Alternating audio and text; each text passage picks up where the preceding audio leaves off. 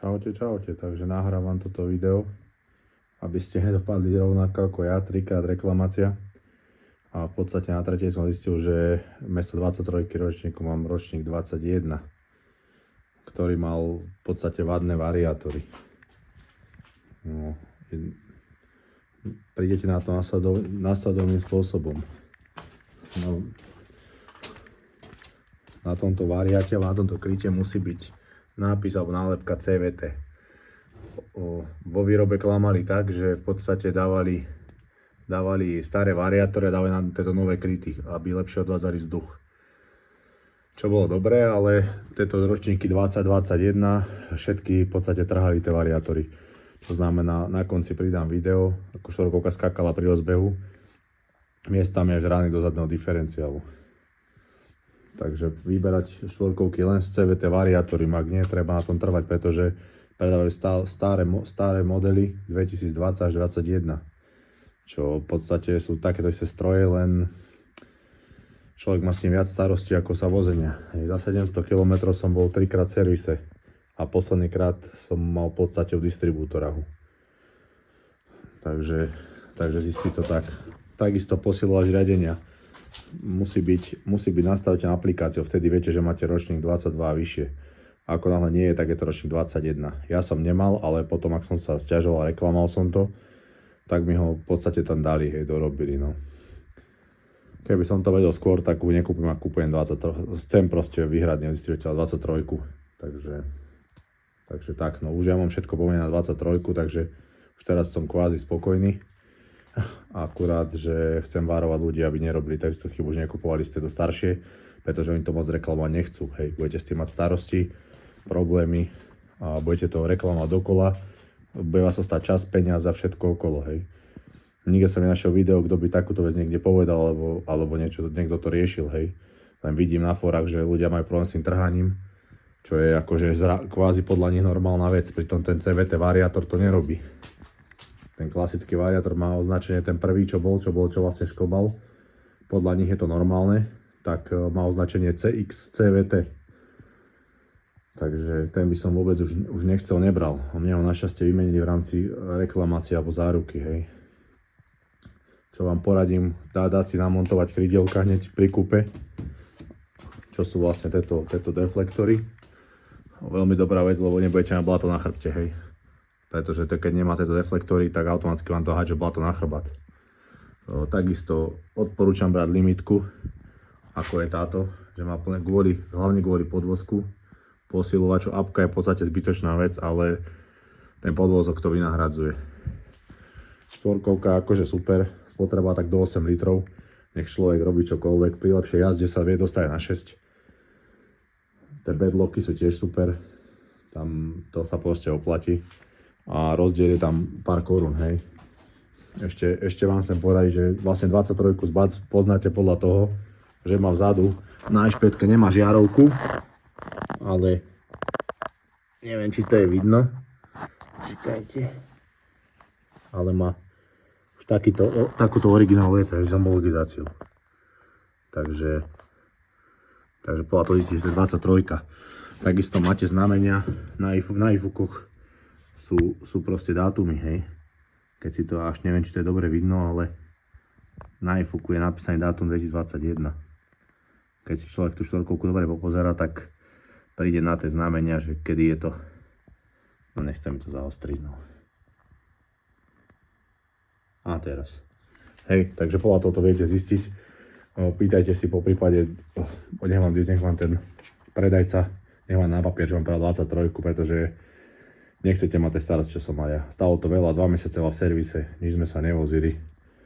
A hovorím, ja som pýtal vyslovene 23, žiaľ Bohu vozia od 20 až po 22, dajme tomu. 23 majú niekde na sklade, držia ich a budú ich posledné púšťať. Už budú 24 však, je nový rok. Ale, a takisto ešte vám chcem ukázať ten posilovač. Posilovač, že má nastaviteľ cez tú aplikáciu, zistíte tak, že má ho tu dole v rohu EPS napísaný, hej. Vidíte? EPS. A mám to teraz na H, akože. Takisto prvé modely mali problém s ukazovateľom nádrže. čo je tiež nepekná situácia, menia väčšinou čerpadla, potom menia displeje, takže to tiež nechcete riešiť zbytočne hore-dole. Samozrejme 22 to už taký problém nemala, takisto 22 mala vyriešené ten variátor. Problém je modely 20, 21. Takže ak si dáte pozor, kúpite si správny stroj, budete s ním veľmi spokojní. Inak čo týka jazdných vlastností, tak je akože úplne perfektná, len takéto veci, no. Žiaľ Bohu nikto nevedel, aký to je ročník a na to som pekne doplatil, no. Tak mal som viac starosti, ako som sa vozil zatiaľ, no ale ako hovorím, stroj je to super a čo ho majú kamaráti, tak všetci s ním sú spokojní. Takže očakávam, že po tomto servise prerábke bude štvorkovka chodiť ako víno. Inak toto je Euro 5. Euro 5 má výhodu to, že nemusíte robiť STKčky, teda vlastne nemusíte robiť emisné. STKčku robíte, ale vám kontrolujú žiarovky a gumy. Takže to je veľká výhoda. Tá traktorová je za prvé obmedzená na 65 ide maximálne. Euro 5 už od kúpy ide 96, hej. Ak si ju dáte odblokovať, tak ide 118. Tá traktorová tiež vie 118, ale kým mu zabiehate, idete 65, proste to máte 500 km musíte aj najazdiť. Takže osobne kúpte si Euro 5, už len kvôli tomu, že ešte ďalšia vec, traktorové verzie majú obmedzený čas, kedy môžu behať po ceste. Je síce pravda, že v rámci obce môžete behať bez prilby, ale neviem, či to stojí za to, aby ste si to takto sa to riešilo. No. V podstate Euro 5 máte bez výnimky, dáte si prilbu a pozrite sa kedy chcete, kde chcete, či je to diaľnica, či je to cesta. Hej. Ďalej by som ešte povedal, že problém je aj ohyňajúce sa tie navijaky, ale keď zmeníte RAM, ktorý má v podstate, ako mám ja vymenený RAM z malého na veľký, tak ten má spevnené, ten je pevnejší a neohne vám nič, môžete si tam dať radlicu, pluh, čokoľvek. Ja radlicu takisto mám a je to dobrá vec, pokiaľ máte dobrý variátor, hej. Kým neskáče, tak sa vám bude dobre odhrňať. Návijak dobrý, postačujúci. Čo som chcel ešte povedať? Ten kufor mám očárku, hej, takýto. Tu mám radlicu. Kufor je fajn, akurát si treba prerobiť uchyti a takisto ho treba dvihnúť, pretože ako vidíte tu, ten kufor keď beha po ňom kamienky, blato, tak proste tie plasty to zadere, hej. Neviem, či to je dobre vidno, ale asi je. Proste zadere to tie plasty, takže treba si ho nejako navýšiť nejakými podložkami alebo nejakou gumou. Ideálne. Ostatné je fajn. Dlho som sa rozhodol medzi CF Moto 625 X alebo Segwayom, ale musím povedať, že Segway je v tomto lepší. Takisto neprehrieva tu posilovač a podobne. Akorát som mal smolu na ten starší model, horší kus. No. Inak ako štvorkovka je to veľmi dobrá. Hlavne čo sa týka podvozkovo. Každý, kto kúpil tú longovú, potom to obanoval a chcel dorábať tlmiče, tieto plynovo-kvapalinové a podobne. Takže určite sa oplatí kúpiť hneď limited verziu a máte s tým pokoj, žiadne vymýšľačky. Takisto full LED svetla, hej, čo majú všetky, vlastne limitka má všetko. Tá krátka verzia nemá ani full svetla, má len LED pasíky, nemá full svetla. Hej, takže full LED svetlomety. Takže by som osobne určite neriešil inú. Uzavierky fungujú perfektne, to akože tam není čo. Na CF Moto viem, že by mali problémy, že uzavierky nevypínalo, nezapínalo, ale nejdem porovnávať, hej. Ja vám idem hovoriť len, že zhruba čo máte pozerať, keď to budete kupovať, pretože fakt s tým býva. Ja som s tým mal saká problém a dlho som sa dopatrával, dovolával, aj mi to niekto vôbec riešil. Nakoniec to riešil až distribútor v Čechách, takže by som týmto videom hlavne chcel poradiť, aby ste ľudia vyvarovali. Nakoľko nie je takéto video žiadne ohľadne typov a rád, ktoré ľudia nenahrali, respektíve nikto ho neurobil, tak som sa rozhodol, že ho spravím. Hej, nie som žiadny youtuber a nič podobné. Čo by som ešte bol, aj víčko som si menil napríklad za zamykateľné, hej, pasuje to z nejakej MBčky, neviem presne z ktorej, ale keď si pozriete rozmer, tak si ho viete v podstate zohnať, kúpiť, hej. Štvorkovka má motor vzad, čo je úplne super, pretože sa vám neprehrieva ten posilovač, ako som vravel, výfuk ide hneď zvedený dozadu. Takže je to tiež dobre vyriešené. A ešte by som vás chcel upozorniť na jednu vec. A to je, nech kúpite akúkoľvek štvorkovku od Segwayu, tak si treba prvé zaslepiť tieto rámiky, respektíve tu sú také dierky, ja som ich zatrel čiernym silikonom, pretože vie z toho krásne hrd zatiecť a zatečie vám v podstate všetko na tom. Všetko budete mať hrdzavé od svetiel až po tie plasty a nie je to pekné. Takže tu máte dierky, to zrejme mali, ak to namačali do tej farby, takže tie dierky si čiernym silikónom na motor alebo na niečo zatrite, nech vám to tam nekvitne, nehrdzavie a podobne. Takisto je to vpredu riešené. Upozornil by som na to, že tieto šrobiky sú dosť blatové, proste na tom sa ušetrilo, takže to by som si isto riešil. Hej, tu je zatretý tu je proste ten čierny silikón po tých dierkach. Tých dierok tam je celkom dosť. Takže vymontovať, je to pár šrobikov. Dať tam silikónik a už nebudete mať žiadny problém. Takisto keď sa rozhodnete kúpovať tento rám, tieto zaslepky Kinekus, pár centov, žiadna, že tam ide voda, sa to odparuje. Znútra to tak zhnie dobre. Treba dať na zaslepky klasické plastové a máte svätý pokoj s tým. Žiadne vymýšľačky. Štvorkovka je ináč fajn, no ale hovorím, že pozerať modely len 2023, nech vám dá a musí mať CVT variátor. Ak to má CVT CX, tak to nekupujte, pretože to je ten starý a bol s ním veľký problém. Pomeniem nejaký servis. Na prvom servise v podstate od 100 km mi trhala. Hej, hlásil som to, povedali mi to si sadne. Nesadlo si to, bolo to horšie. 390 km sa dohodli, že príjem na servis. Tak sa vymenil vlastne remeň variátora, ktorý zase to na 100 km nerobil. Remeň si sadol a štvorkovka skakala ešte viac. Hovorím s tým, že mi to asi vymlátilo niečo vzadu. Čo už človek presne nevie. Ale vyriešili to v rámci reklamácie. S tým, že mi ho vrátili s tým, dali vyčistiť ešte raz variátor, to bol vlastne druhá reklamácia. Dali mi ho naspäť mesiacom obe štvorkovky. Potom mi ho spravili a aj tak to bolo zlé, bolo to ešte horšie ako to bolo. V tom prípade som znovu volal, že to vôbec nie je dobre. Na druhý deň znovu išla do servisu, už potom išla priamo do Čiech a tam mi vymenili CVT variátor, zmenili mi riadiacu jednotku 23, takisto mi spravili ten posilovač, hej. Ale hovorím, keby som mal novší model, tak sa mi toto nestane.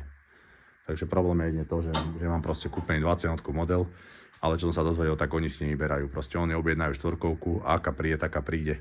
Tak si to treba dať na to pozor, hej. Treba si ju pozrieť, popozerať riadne a uvidíte, čo to bude. Zhruba sa treba pojiť alebo hodiť dekel variátora, čo je pár šrobikov a pozrieť sa, či má na to variátor také medené cievky, keď zbadáte, tak je to OK. Ak ich má zaliaté, tak to je ten starý variátor. Ak má cievky, na konci videa vám priložím fotku, respektíve vám ukážem, ako vyzerá starý variátor a nový variátor a budete si to vedieť porovnať. Myslím, že to asi... Ešte vám môžem ukázať, čo je tuto. Akože úložné priestory má štvorkovka výborné. Čo týka, tu má dve nabíjačky, hej, 12V, dve USBčka.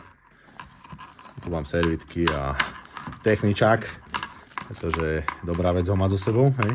A tu je normálne 12V zasúka. Super vec na telefón, na hocičo.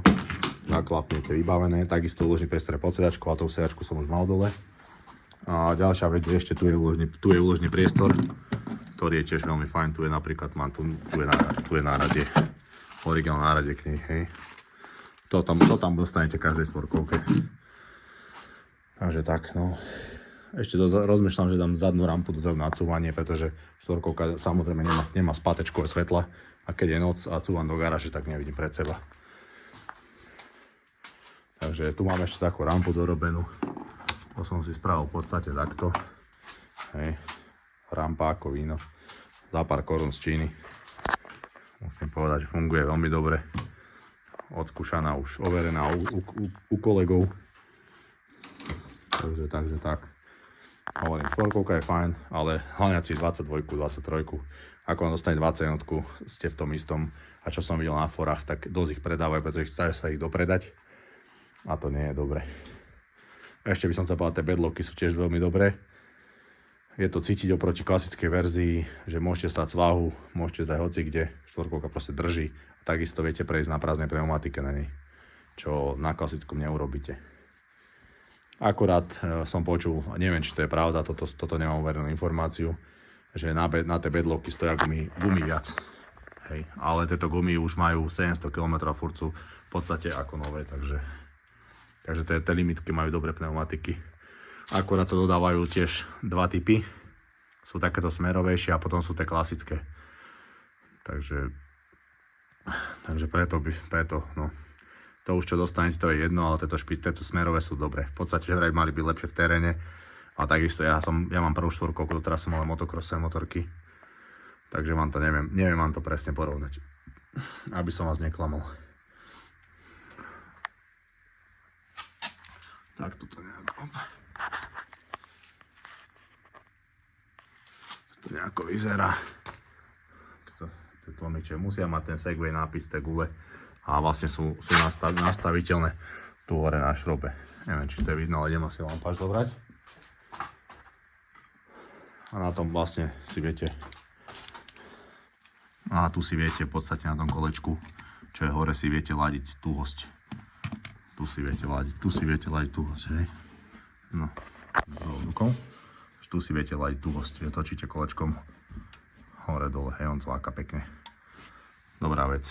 Viete si nastaviť na tuho, keď ste dvaja, po prípade traja, alebo sám človek, hej. A neviem, čo by som... S tým CVT variátom samozrejme páka ide lepšie. Keď som mal starý, ledva som zaradil. Mal som s tým veľké problémy. Jeden, čo ma sere na tejto štvorkovke, je to, že čo majú všetky štvorkovky, v podstate nedokážem vypnúť smerovky. Tým tlačítkom, hej. Keď ju zopnem, musím ho proste vrátiť, neviem ho vrátiť. A takisto, čo veľa ľudí nevie a hľadá, tak napríklad toto tlačítko, ktoré je tu vzadu, toto tlačítko, tak slúži na to, aby vám odblokovalo rýchlejšiu spátečku, hej. Vlastne vy máte spátečku urezanú na nejakú rýchlosť a keď chcete rýchlejšie zacúvať, tak to stlačíte a štvorkolka vystrelí dozadu, hej. Na CMO tak to slušne znamená, že keď západne v blate, tak si to podržíte a on sa potom lepšie vyhrába, funguje to ako ABS-ko, hej. Toto funguje na odblokovanie spátečky, na nič iné. No, takže to je vo videu všetko. Dúfam, že aspoň niekomu pomôžem a zachránim a ušetrím starosti. Po prípade, neviem vám povedať, ale je to zase, je to dosť peňazí, aby ste si robili starosti a furt to vozili hore dole. Takže hovorím, treba pozrieť tie variátory určite. Ak budete mať CVT variátor, tak ste vyhrali a štvorkovku máte úplne tip top. Problém podľa mňa už tak ľahko nebudete. Časom vymeníte remen, ktorý sa zadere bežne, hej. Ostatné je na nej fajn. Takže toľko k tomu. Ďakujem, že ste to pozerali do konca, až ste to pozerali. A pošlem na konci, spravím ešte posledné budú videá, tak si potom pozrite videá, fotky, porovnanie, aby ste vedeli, čo máte hľadať, pozerať, keď to budete náhodou chcieť kúpiť a poviete, nech vám to rozobere. Čo by ste si asi mali spraviť, aby ste nedopadli tak ako ja. Čaute.